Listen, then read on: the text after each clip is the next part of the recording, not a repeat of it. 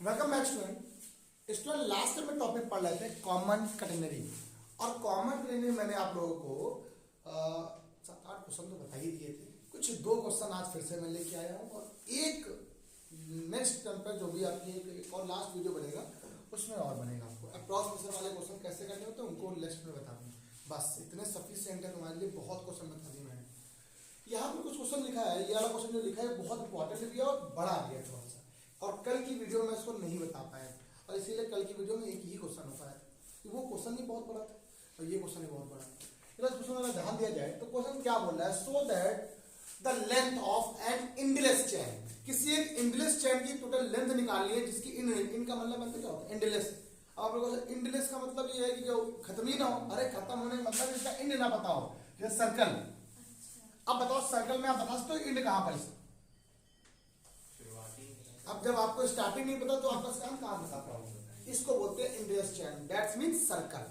अब जरा सुनिए मेरी बात। विच will hang over a circular pulley of, मतलब कैसे हैंग है, एक सर्कुलर पुली के फॉर्म में अरेंज है, हैंग लटकी हुई है, of a radius a so as to be in contact with 2/3 part of the circumference.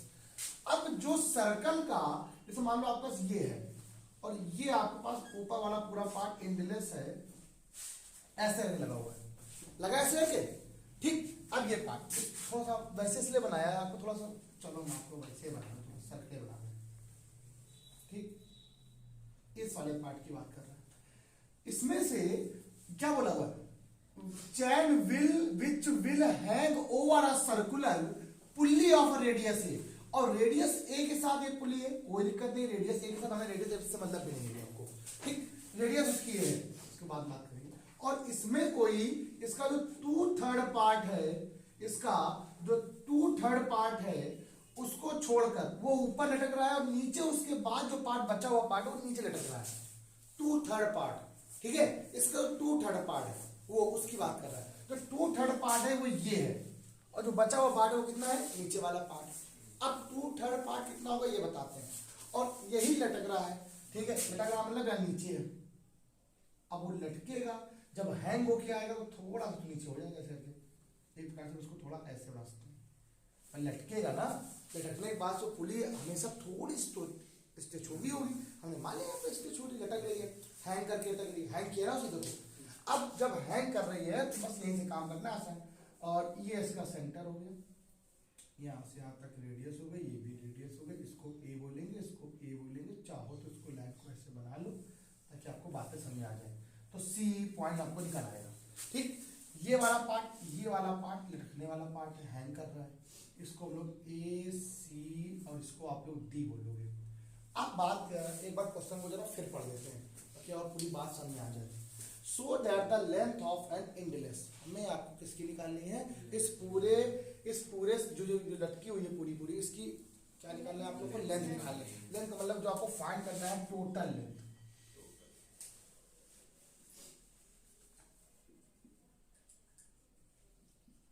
Total यार क्या लिख रहे हैं, टोटल लेंथ ऑफ चैन।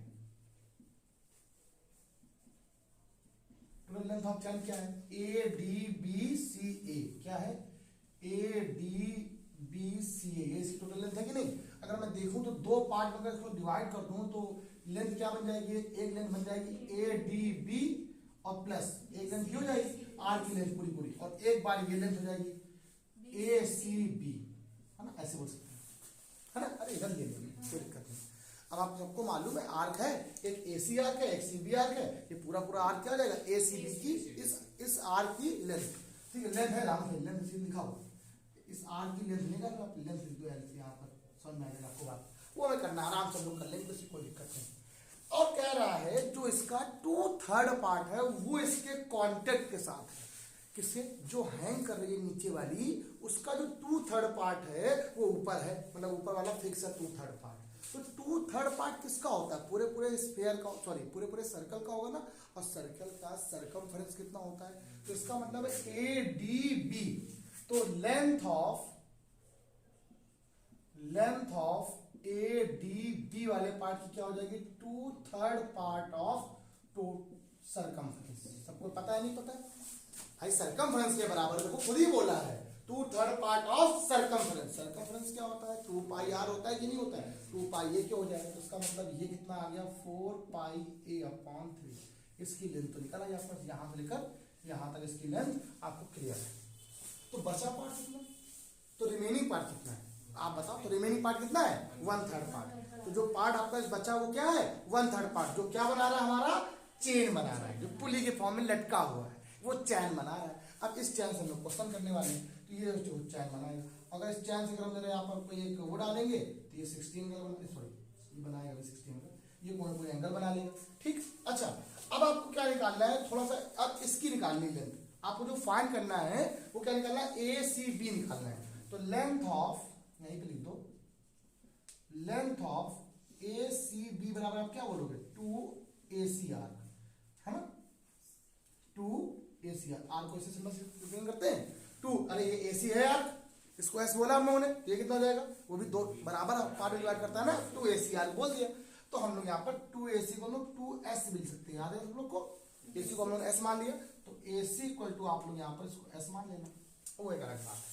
अब हम लोग कैसे करेंगे ये बात थोड़ा सा आपको दिखाना है, यही चीज आपको समझानी है मुझे, थोड़ा सा समझते हैं, देखते कितने बच्चे कर सकते हैं। अब यहाँ से बात हमें कुछ पता ही नहीं है, जब तक आपको कुछ मालूम नहीं होगा तब तक आप कुछ कर दे सकते, लेकिन आपको मालूम चल जाएगा धीमे धीमे। अब जो पार्ट आपके पास रिमेनिंग था वो क्या था 1/3 part.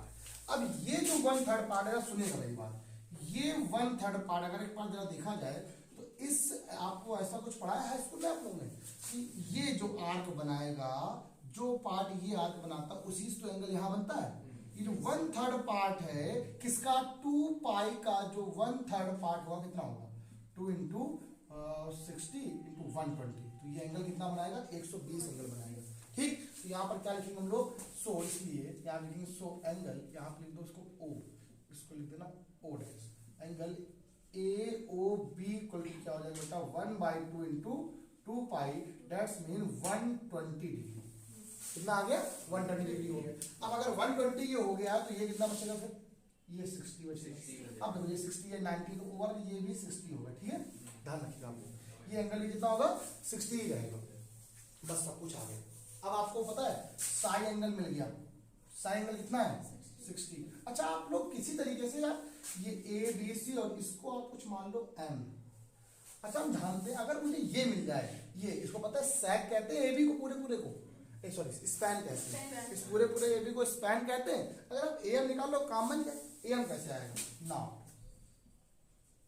Now in triangle AOM ले ले, sin 30 इक्वल टू कितना होगा sin 60 equal to this upon this, AM upon OA होगा कि नहीं होगा, इसकी वैल्यू √3/2, इसके लिए बेटा AM है, OA कितना A गिवन है, तो आपका जो AM की वैल्यू आई कितनी आई है 2√3/A आई।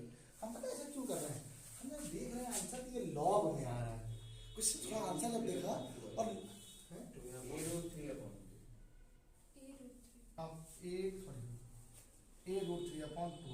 हम जब लॉग को क्वेश्चन को सॉल्व कर रहे थे ना, हमने देखा कि लॉग बोला तो सिर्फ एक ही में आता है, इसमें स्पैन निकाला जाता है, x बराबर फॉर्मूला पढ़ा था, बस वहीं से काम करना। और देखते हैं इसको यहाँ से बस, और हमें तो S चाहिए, और S के लिए फॉर्मूला होता है शायद C10 साइड, याद आया ना, और C भी नहीं पता फिर तो C के लिए आप यहाँ से काम कर लो, आगे आपको सॉल्व। अब वी नो डैट आप लोग एक फॉर्मूला जानते हो, ज्यादा कठिन नहीं देखो, x बराबर क्या होता है C log sec psi plus tan psi, x equal to C तो पता ही नहीं है, कोई बात नहीं, x के लिए पता है x तो यार A√3/2 हो गया, C log साई की वैल्यू 60 10 60, तो 2 + √3 आ जाए कि नहीं है, A√3/2 और C के साथ यहाँ से क्या आ गया 2 प्लस आंसर आ गया, सर आंसर आ गया देखो, तो यहाँ C निकाल लो, तो C कितना आ जाएगा A√3/2 ब्रैकेट में क्या आ जाएगा लॉग के साथ आ जाएगा आपका ये लॉग ब्रैकेट में 2 + √3, ये C हो गया।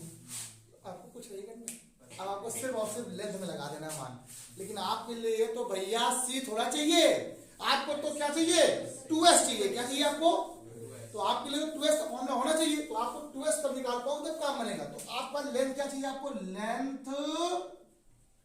ऑफ ए सी बी क्या होता है 2s, वेयर s यहाँ पे क्या है, यहाँ पे s बराबर लिख दो साथ में c tan साई और s equal to c tan psi मतलब tan 60 √3 जाएगा नहीं जाएगा, तो यहाँ c 2 ये क्या जाएगा आपको c की वैल्यू कितनी है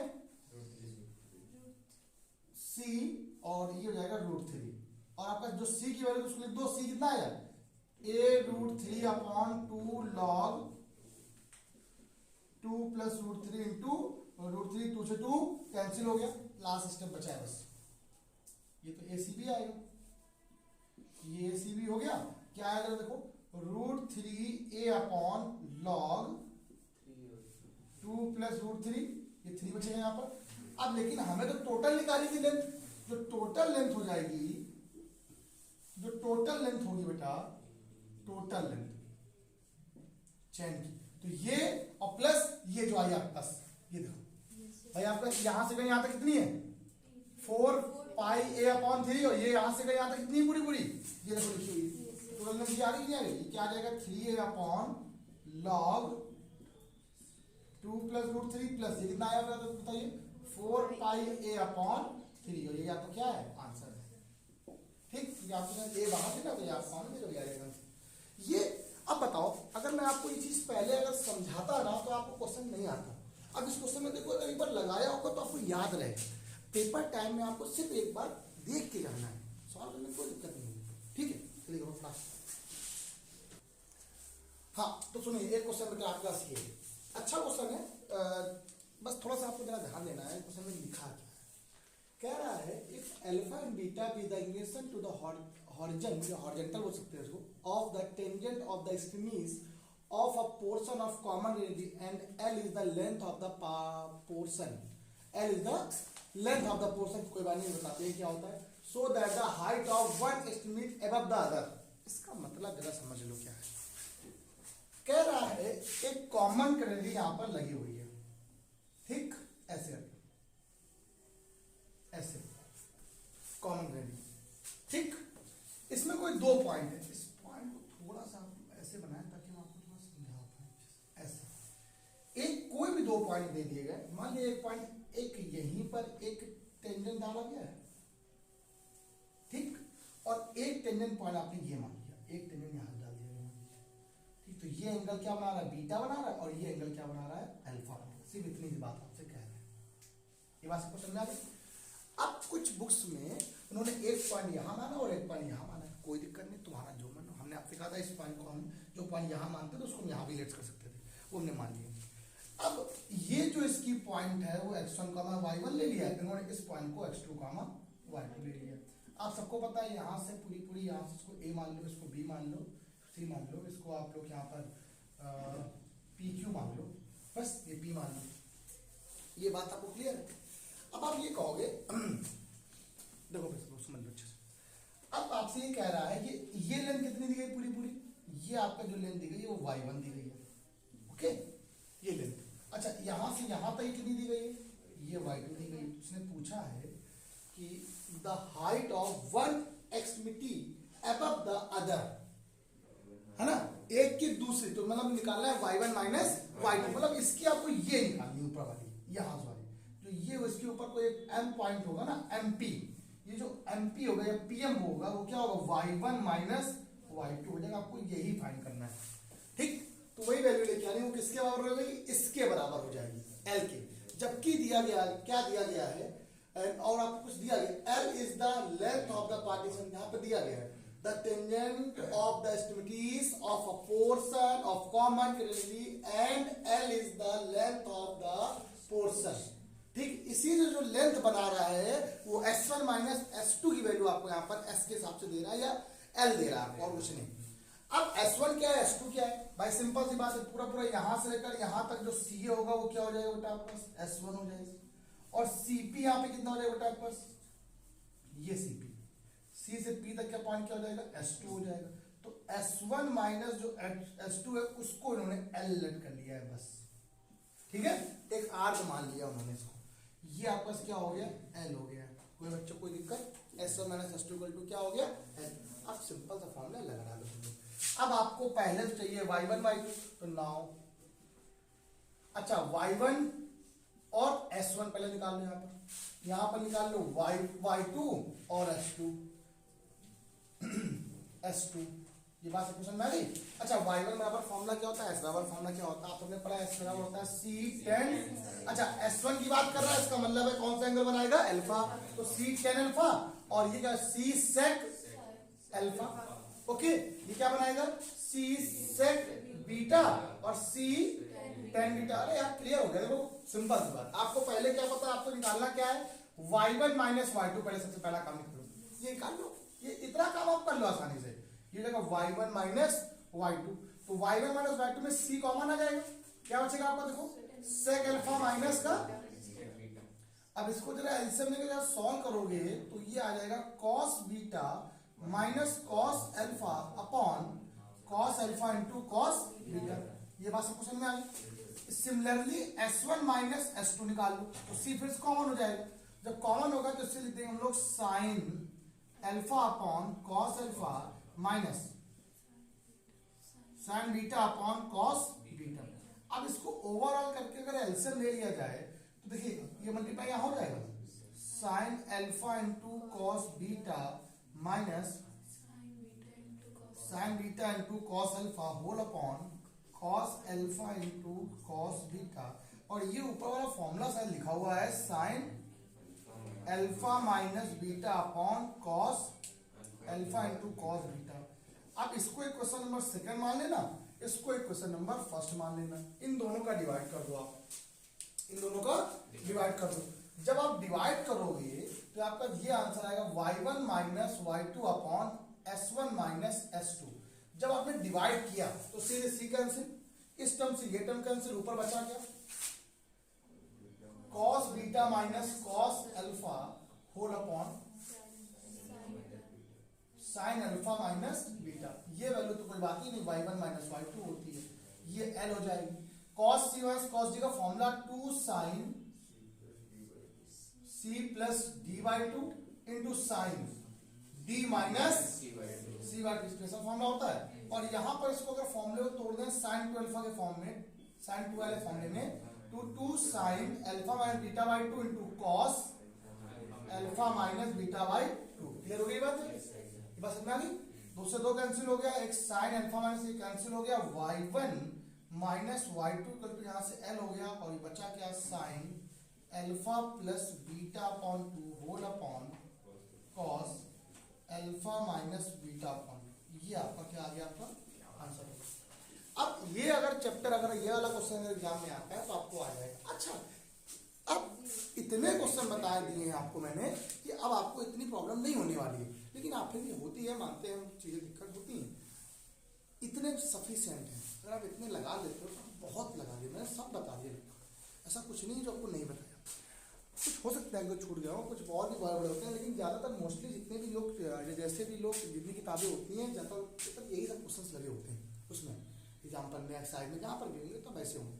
अब इसमें एक दो क्वेश्चन और बाकी रह गए, एक या दो क्वेश्चन बाकी रह गए अप्रॉक्सीमेशन वाले, तो अप्रॉक्सीमेशन में होता क्या है या अप्रॉक्सीमेशन का रूल क्या है, तो एक दो क्वेश्चन उसके एग्जाम में जरा आ जाते तो मैं उसको भी जरा बता देता हूँ, ठीक है, आज की वीडियो में, नेक्स्ट वीडियो में बताएंगे उसको मैं, ठीक है, बस वो खत्म हो जाएगा वहाँ से, इसके बाद हम लोग डायनामिक्स से स्टार्ट करेंगे, ठीक, आज इतना ही, 12 क्लास सभी लोग प्रैक्टिस करते रहो, बाय बाय।